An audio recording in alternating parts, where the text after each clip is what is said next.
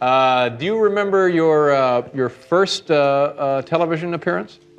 For 30 years, Johnny Carson hosted one of the most iconic television shows to ever exist. He interviewed presidents, movie stars, and people who claimed they could talk to dead relatives. But the moments he could not control were the ones that made television worth watching. One guest made him laugh so hard he could not breathe for nearly a full minute. Another guest walked onto the set unannounced and started making jokes about a man Hollywood feared. And one guest transformed into someone else on live television and never broke character. These are the most hilarious moments on The Tonight Show with Johnny Carson. Buddy Hackett and the duck joke. In the early 1980s, Buddy Hackett sat down for another appearance on The Tonight Show starring Johnny Carson. Hackett was a frequent guest and a seasoned comedian who had been working in nightclubs and television since the 1940s. His style was distinct from the rapid-fire stand-up comics of the era. He told long, winding stories that relied on character voices and physical gestures rather than quick punchlines. Carson appreciated this approach and often gave Hackett time to let his routines unfold naturally. On this particular night, Hackett launched into a story about a dispute over a duck. The setup was simple. Two men were arguing over who owned the bird. They decided to settle the matter in what Hackett described as the country style. This meant they would take turns kicking each other in the groin until one man gave up. The man who could endure the most pain would keep the duck. Hackett stretched the story with deliberate pauses and shifts in his voice as he acted out both characters. He showed the first man winding up for the kick and the second man bracing himself. Then he showed the second man delivering his kick in return. The escalation continued back and forth with each kick described in greater detail than the last. Hackett used his body to show the impact and his face to show the growing dread of the two men who had committed to this absurd agreement. Finally, after one particularly devastating kick, one of the men looked at the other and said, "You can have the duck." The studio audience erupted, and the cameras captured Johnny Carson laughing so hard he was doubled over. He wiped tears from his eyes as Hackett sat there with a satisfied look on his face. This routine became one of Hackett's most remembered appearances on The Tonight Show. It is frequently included in retrospectives of Carson's funniest moments because it captures something essential about the show. Carson was not just a host who introduced comics. He was an audience member himself, and his genuine reactions often made the comedy land even harder. That skill for making an audience wait and then delivering exactly the right line was something another frequent guest had mastered as well. Don Rickles and the Frank Sinatra ambush. On November 12, 1976, The Tonight Show starring Johnny Carson featured two guests who had appeared many times before. The first was Don Rickles, a comedian known for his insult humor and rapid-fire delivery. The second was Frank Sinatra, who was making one of his relatively rare television appearances. Sinatra sat down next to Carson, and the conversation proceeded normally for several minutes. Then something happened that was not planned. Don Rickles walked onto the set unannounced. He was not scheduled to appear during Sinatra's segment. He simply came out from the side of the stage and stood in front of the desk where Sinatra and Carson were sitting. The audience immediately began laughing because they recognized what was about to happen. Rickles had built his career on roasting celebrities to their faces, and Sinatra was now in his line of sight. Rickles started talking directly to Sinatra. He made jokes about Sinatra's associates and the persistent rumors about organized crime connections that had followed Sinatra for decades. These were topics that most entertainers avoided mentioning in Sinatra's presence. Rickles did not avoid them. He stood there smiling and delivered one line after another while Sinatra sat in the guest chair. Sinatra began to laugh. He leaned forward and put his hand on his face as Rickles kept going. The audience laughed harder with each new joke because they understood the risk Rickles was taking. Sinatra was known to have a temper and was not the kind of person who tolerated disrespect. But Rickles was different. He had known Sinatra for years, and their friendship allowed him to say things that would have gotten anyone else thrown out of the building. Carson watched the exchange from his chair behind the desk. He did not interrupt or try to steer the conversation back on track. He leaned back and smiled with the look of someone who was genuinely surprised by what was happening on his show. Carson had been on television long enough to know that the best moments were often the ones no one saw coming. Rickles kept going for several minutes. He made jokes about Sinatra's age, his movies, his music, and his reputation as a tough guy from Hoboken. Sinatra took all of it and kept laughing. At one point, Rickles turned to Carson and made a joke about how Sinatra was sitting there acting like he enjoyed it, but would probably have Rickles dealt with later. Carson laughed, and Sinatra laughed harder. The segment eventually wound down, and Rickles left the stage the same way he had arrived. Sinatra stayed in his chair and continued talking to Carson as if nothing unusual had happened. But something unusual had happened. A comedian had walked onto live television and spent several minutes making jokes about mob ties to one of the most powerful entertainers in the world. And that entertainer had sat there and loved every second of it. That willingness to let things happen on stage without stepping in was something Carson did well. But this next segment involves two performers who did not need a host to generate material. They needed only each other. And the result was something that looked less like a talk show interview and more like two forces of nature colliding on live television. Jonathan Winters and Robin Williams' chaos. In September 1991, Johnny Carson introduced two guests who represented different generations of comedy. Jonathan Winters had been performing since the 1950s and was known for his ability to create entire characters and worlds on the spot. Robin Williams had emerged in the late 1970s and built his reputation on rapid-fire improvisation and seemingly limitless energy. They had appeared separately on The Tonight Show many times. But on this night, they appeared together. From the moment both men were seated on the couch, the conversation did not follow the normal structure of a talk show interview. Winters began speaking in one voice and then shifted to another. Williams responded by building on the character Winters had just created. Within seconds, they were no longer two comedians sitting on a couch. They were multiple characters having multiple conversations simultaneously. Winters would invent a persona, and Williams would immediately become someone interacting with that persona.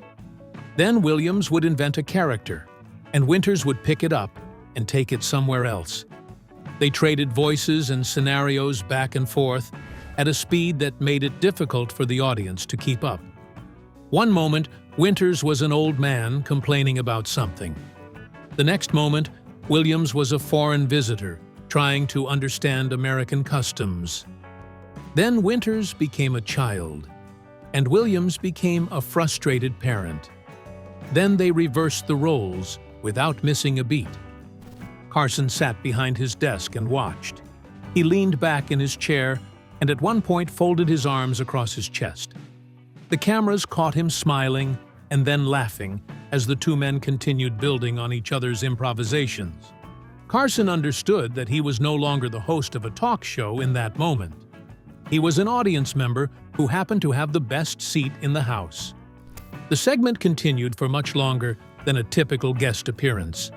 The show's producers later said that no one wanted to cut away or interrupt because what was happening on stage was unlike anything they had seen before. Winters and Williams did not need prompts or questions. They needed only each other and the freedom to keep going. What made the appearance notable was not just the speed of the improvisation, but the way both men listened to each other. Improvisation at that level requires performers to pay close attention to what the other person is doing. Winters would offer something, and Williams would accept it immediately and add to it. Then Williams would offer something, and Winters would do the same. They were building comedy together rather than trying to outdo one another. After the show, Carson told producers that booking them together meant he could simply sit back and watch the show happen. It was a recognition that some combinations of performers create something larger than the sum of their parts. Winters had the experience and the deep well of characters developed over 4 decades. Williams had the speed and the willingness to go anywhere in pursuit of a laugh. Together, they created something that felt spontaneous and effortless, because it was. That kind of transformation where a performer leaves themselves behind and becomes someone else entirely was something Carson had seen before. One guest in particular had built an entire act around becoming another person so completely that audiences sometimes forgot who they were watching. Andy Kaufman and the Elvis Transformation. On March 3, 1977, Andy Kaufman made another appearance on The Tonight Show. By that time, he had already been on the program several times, performing routines that confused some audience members and delighted others. His act did not follow the normal structure of stand-up comedy. Instead, Kaufman created characters and let the audience figure out what was happening on their own. On this night, he began his set in what had become his best-known persona. He appeared on stage as a shy, awkward foreign man named Andy, who spoke broken English and seemed uncomfortable being in front of an audience. He talked slowly and haltingly about mundane topics. He told the audience he liked to watch television and read books. He mentioned that he had recently seen Elvis Presley on television and had enjoyed watching him perform. The audience was not laughing hard. They were watching and waiting for something to happen. Kaufman continued in the same hesitant manner for several minutes. Then he stopped talking. He turned away from the audience for a moment, and when he turned back, he was no longer the shy foreign man.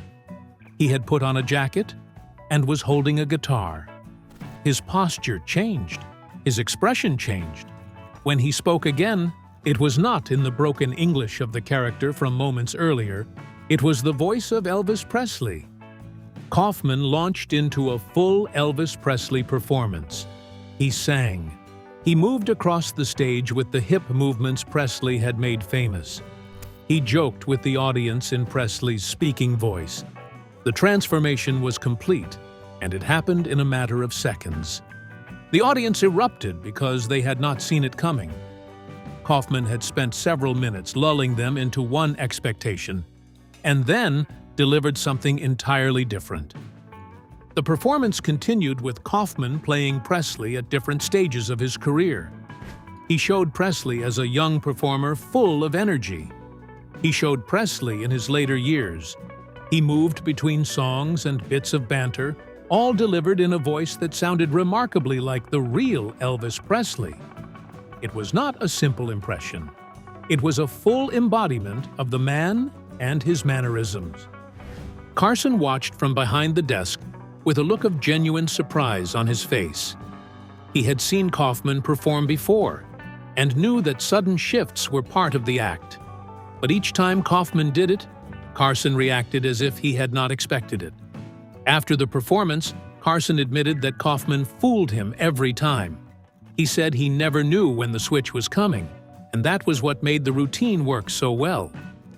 The routine also showed something about Carson as a host. He gave Kaufman time to set up the character and let the audience sit with the awkwardness before the transformation happened. Carson understood that comedy sometimes requires patience, and that the payoff lands harder when the audience has been waiting for it. That understanding of how to build toward a payoff was something another frequent guest had mastered using a completely different approach. Where Kaufman relied on slow setups and sudden shifts, the next performer used speed and volume and refused to let the audience breathe at all. Rodney Dangerfield's relentless delivery. By July 23, 1980, Rodney Dangerfield had been performing his signature style of comedy for more than a decade. His persona was firmly established. He tugged at his collar, wiped sweat from his face, and complained constantly about the lack of respect he received from everyone in his life. The complaints came in the form of one-liners delivered one after another, with almost no pause between them. On this night, Dangerfield sat down next to Carson and immediately began working. He did not wait for a question or an introduction. He simply started talking and did not stop for nearly 10 minutes. The jokes came in a steady stream, with each line landing before the audience had fully processed the one before it. Dangerfield talked about his wife. He said she signed him up for a bridge club, and he was jumping off next Tuesday. The audience laughed, and he kept moving. He talked about his mother, who never breastfed him because she liked him as a friend. More laughter, and he kept moving. He talked about his dog, who demanded 50 biscuits before she would mate. The audience laughed again, and Dangerfield was already on to the next joke. The rhythm was unlike most stand-up performances. Other comics told a joke and waited for the laughter to subside before beginning the next one. Dangerfield did not wait. He pushed forward while the audience was still laughing and trusted that they would catch up. The effect was overwhelming. Viewers at home and in the studio could not keep up with the volume of material coming at them. Carson sat in his chair and laughed through most of it. At several points, he put his head down on the desk. At other points, he leaned back and held his stomach. The laughter was not the polite response of a host supporting a guest. It was the genuine reaction of someone who could not control himself. During a break in the laughter, Carson admitted on air that Dangerfield's pace left him gasping for air. He said he could not breathe, and the audience laughed again because they understood exactly what he meant. What made this appearance stand out from his others was the sheer density of the jokes. Dangerfield had been performing for decades and had accumulated more material than most comics could remember. He drew from that catalog freely and packed as many lines into the segment as possible. The result was a performance that felt less like a comedy set and more like a controlled explosion. That same commitment to speed and energy defined another performer who appeared on The Tonight Show around the same time. But where Dangerfield channeled his energy into rapid-fire one-liners, the next performer used his energy to transform the studio itself into something that looked more like a pinball machine than a television set. Robin Williams and the Pinball Energy Era. By January 10, 1991, Robin Williams had become one of the biggest stars in entertainment. His film career was well established, with movies like Good Morning Vietnam and Dead Poets Society behind him. He had won an Academy Award for his work. But his appearances on The Tonight Show remained what they had always been. They were unpredictable, high-energy performances that bore little resemblance to standard talk show interviews. On this night, Williams sat down next to Carson and immediately began working. There was no slow warm-up period. He launched into a series of impressions and characters within seconds of being seated. One moment, he was speaking in the voice of a preacher. The next moment, he shifted to an accent from another country. Then he shifted again to something that had no clear origin but made sense in the moment.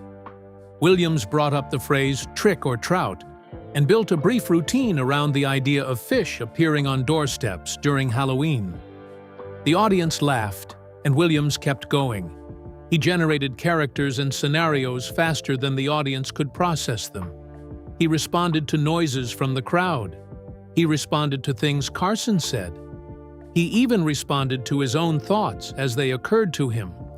The performance felt like watching someone think out loud at a speed most people could not match. Carson sat back and watched. He had hosted Williams many times before and understood that trying to control the interview was useless. Williams did not need questions. He needed a place to sit and permission to go where his mind took him. Carson provided that and let the cameras roll. At one point, he openly admitted that he felt like part of the audience. He said he was just watching Williams run the show, and everyone in the studio was there for the ride. What made this appearance different from earlier Williams appearances was the confidence behind it. In the early years of his career, Williams sometimes seemed to be performing out of fear that silence would be dangerous. By 1991, he had nothing to prove. He performed because performing was what he did, and the energy came from a place of joy rather than desperation. The material was no less rapid, but there was a comfort to it that had not always been there before.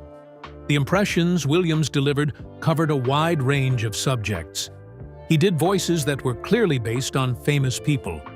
He did voices that seemed to come from nowhere. He moved between them effortlessly and never circled back to a previous thought. That willingness to let a guest take control of the stage served Carson well with performers like Williams. But sometimes the guest needed more than permission to perform. Sometimes they needed Carson to participate directly in the comedy. The next segment involves a guest who required the host's full cooperation to make the routine work, and Carson gave it without hesitation. Steve Martin and the Great Flydini. By 1992, Steve Martin had been appearing on The Tonight Show for nearly 2 decades. He had evolved from a young writer and occasional guest into a major film star. But throughout his career, he never abandoned the kind of physical absurdity that first made him famous. His appearances on Carson often included elements of his stand-up act even after he had stopped touring as a comedian. On this night, Martin brought a character he had developed over several years. He appeared on stage dressed in a suit and introduced himself as the Great Flydini. The name was a play on words referring to the front zipper of his pants. Martin stood at center stage and did not speak a single word for the duration of the performance. The act was entirely silent and entirely physical. Martin reached down and unzipped his pants fly. From the opening, he produced a long silk scarf. He pulled it out slowly and let it hang in the air. The audience laughed at the absurdity of the prop coming from that location. Martin did not acknowledge the laughter. He continued with a straight face, as if what he was doing was a legitimate magic act. He reached into the same opening again and produced a small puppet. Then another scarf. Then a series of objects that grew increasingly ridiculous. The bit escalated with each new item. Martin pulled out larger and larger props, all from the same place. His expression remained serious throughout, as if he were performing a traditional magic routine for a formal audience. The climax of the act came when a telephone hidden somewhere on his person began to ring. Martin reached down once more and produced the telephone from his fly. He held it to his ear and listened for a moment. Then he put it away and continued producing more items as if taking a phone call during a magic trick was perfectly normal. The audience laughed harder as the routine continued beyond any reasonable expectation of where it might end. Carson sat behind his desk and watched the entire performance with obvious delight. When Martin finished and took his bow, Carson applauded and called what he had just seen high art. The compliment was delivered seriously, despite the absurd nature of the routine. Carson understood that Martin had taken a simple, silly premise and executed it with such commitment and precision that it transcended its own premise. This May 6, 1992 performance was one of Steve Martin's last appearances during Johnny Carson's tenure as host. Carson would retire later that year, and Martin would move on to other projects. The moment captured something about both men. Martin was willing to risk looking ridiculous for the sake of comedy, while Carson was willing to embrace the ridiculous and treat it with the same respect he gave any other performance. The great Flydini character had appeared elsewhere before this night, but never to a larger audience. Carson's show gave Martin the platform to present the act to millions of viewers who might not have seen him perform live. That commitment to a character and the ability to make an audience believe in something absurd was a skill Martin shared with many of Carson's favorite guests. But this next segment involves a performer who brought something different to the stage. He arrived as a young comic with little national exposure and left as a star. Carson recognized what was happening and made sure the cameras captured every moment. Eddie Murphy's first appearance. On January 1st, 1982, Eddie Murphy made his first appearance on The Tonight Show starring Johnny Carson. He was 20 years old at the time. He had joined the cast of Saturday Night Live the previous year and had already become a breakout star on that program. But appearing on Carson's show was a different level of exposure, and Murphy understood what the moment meant. He walked onto the stage wearing a leather jacket and jeans. He stood at the mark and waited for the introduction to finish. The audience applauded, and Murphy began his set. He did not open with material about his age or his inexperience. He launched directly into a character piece about male models and their behavior. Murphy described the world of male modeling with exaggerated poses and strutting movements across the stage. He demonstrated how models walked down runways with too much confidence. He showed how they posed for cameras with blank expressions and stiff postures. He mocked the way they stood around looking serious, as if their work carried great importance.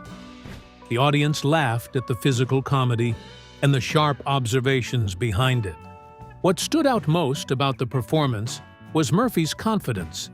He moved across the stage as if he had been doing this for decades. There was no nervous energy and no hesitation between bits.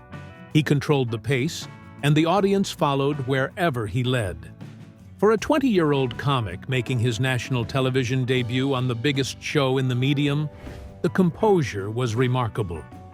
The camera occasionally cut to Carson sitting behind his desk.